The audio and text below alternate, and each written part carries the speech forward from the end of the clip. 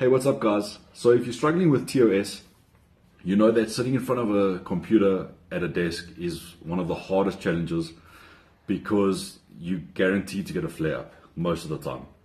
The reason for that is your head weighs quite a lot. Now, if you think about the way you're sitting at the desk, your arms are in front of you, usually on the keyboard, your head is forward, you're sitting away from the back of the chair, and your head weighs so much that your spine is taking the weight, your rhomboids, your traps, everything is pulling forward to stabilize your head and keep it in this fixed position.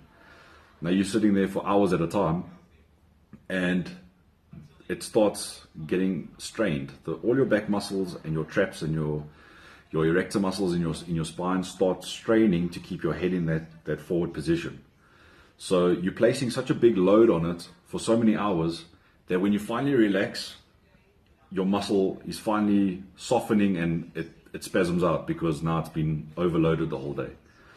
So a few things to keep in mind. You want to definitely look at your posture. You definitely don't want to have that forward head because you're guaranteed to get flare-ups while sitting at a computer if you have a forward head posture and rounded shoulders. So what you want to do is you want to sit as close to the desk as possible. You want to squeeze your shoulder blades together. Keep your elbows 90 degrees and keep them next to your body. So you want to keep them right next to your body, 90-degree angle. Move your keyboard, move your computer screen, everything closer to you if you need to. Just so that this keeps you in a neutral position. So you don't have to lean forward and have that rounded, bad posture. You always keep your back straight against the chair. Keep your arms next to you. And you want to do a chin tuck. So it's not just putting your head back. It's keeping your head in line with your back and simply imagine someone's pushing your head back. So you're just tucking your chin right back into your body. So you want to squeeze your shoulder blades together, do a chin tuck and hold it there. And more than likely, you're going to feel your neck and your traps shake a little bit because they're weak.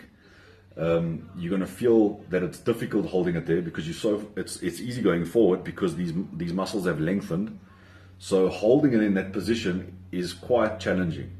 But the more you do it, the more it trains that muscle and your muscle memory takes over and eventually it wants to be in that relaxed position.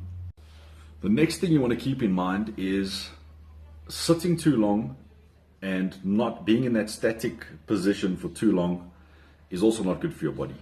You want to be stretching these muscles out. You've got that rounded forward head and everything's pulling forward and in. So your chest gets very tight. So your back is overextending and it's overworking while these muscles are pulling in and pulling tight. So when you actually stand up, your chest is feeling tight while your trap is starting to spasm and it flares up every single time. So you want to regularly stretch, stand up at least every 20 minutes, half an hour.